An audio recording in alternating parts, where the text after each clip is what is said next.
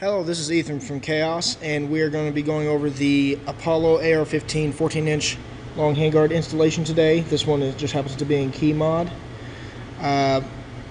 We just kind of got laid out what you're going to need for the installation. You'll need a torque wrench, your installation tool, so you can tighten down your king's nut. I just happen to have this one here because I don't want to have to handle this big tool here. I just happen to have it on hand for the secondary barrel nut.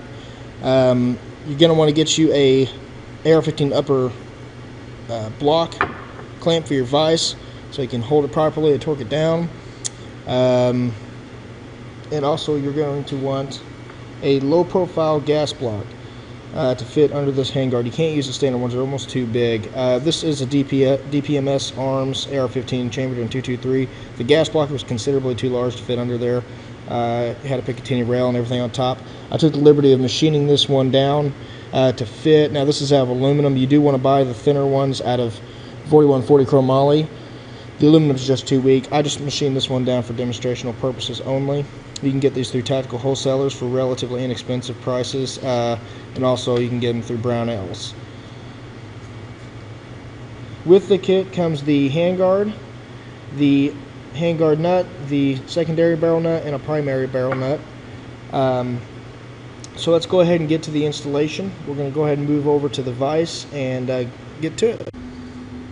Okay, we're over here at the vise. As you can see, what you're going to need is you're going to need your handguard nut, the secondary barrel nut. You're going to need your upper receiver clamped in the vise here, nice and snug. You don't want to get too crazy with it because you'll crack it. It's a cast piece. Okay, so first thing we're going to do is we're going to take our handguard nut. We're going to slip it on here, and there's that dog on each side.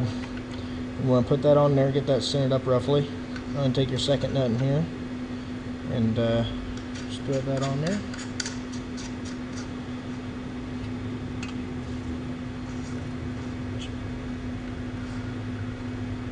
Okay, it's starting to get a little snug. We're just going to take our tool here, tighten it up.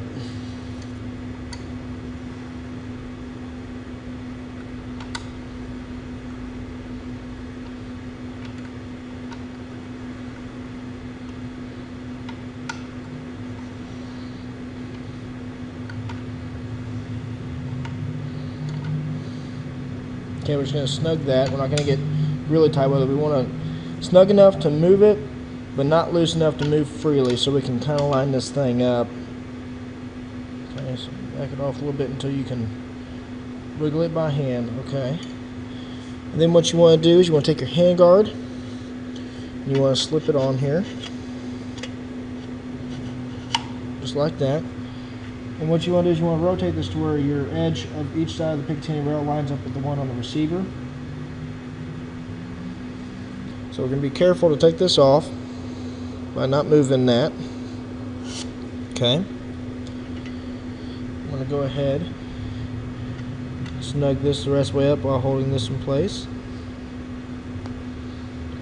And we recommend that you put this at 30 to 80 foot-pounds or whatever your liking is on your install. You can put a torque wrench right here.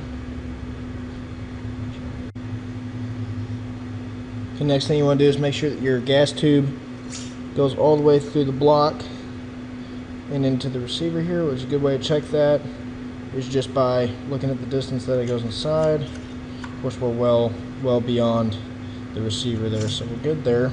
Put this back on here to check, make sure it didn't move. Yeah, it didn't move, so we're good. Okay. Now the next thing here is we have to figure out exactly where our king's nut that we have, the main barrel nut, is going to have to be buffed down on each side to clear the inside of this handguard. And we're going to snug this barrel nut here down to anywhere between 30 to 80 foot-pounds of torque wherever it matches up. That's the specified torque spec on these barrels.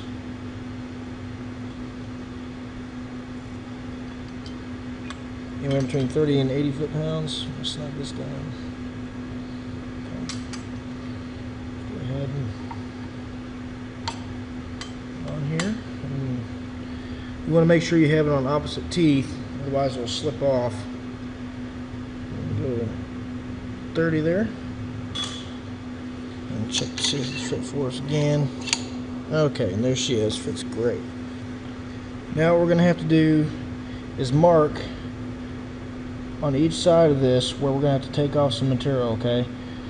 Now on this handguard, it mounts flush to these edges here, these surfaces, so you can see this extends past that, so we're going to have to buff some of that off each side so this can clear. So right now it's torqued to spec at 32 foot-pounds, between 30 and 80 foot-pounds.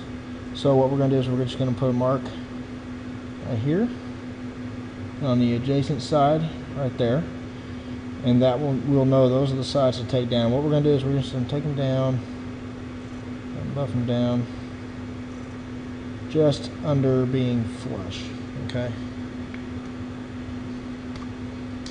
So what we're going to do is we're going to take this back off. Take our tool, nut back off. Okay.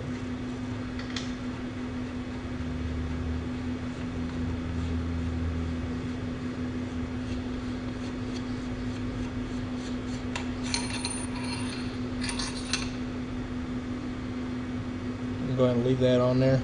As you can see, I got my mark here and here, so we're going to go buff those down. We'll be right back. Okay, so we're going to go ahead and buff this down with the belt sander. You can use a file, you know, a die grinder, angle grinder, anything really. And once you have it ground, you can put some black anodizing marker back on it, or Sharpie, whatever is your fancy. So we're going to go ahead and get this buffed down.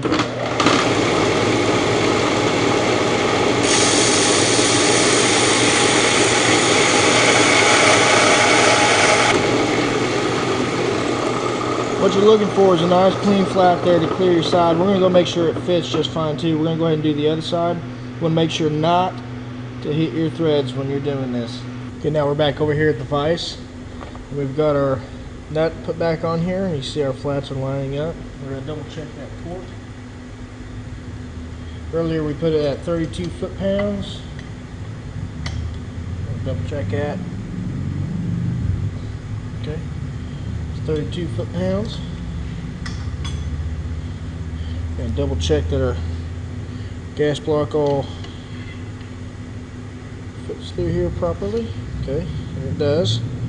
What we're going to go ahead and do is tighten that gas block down.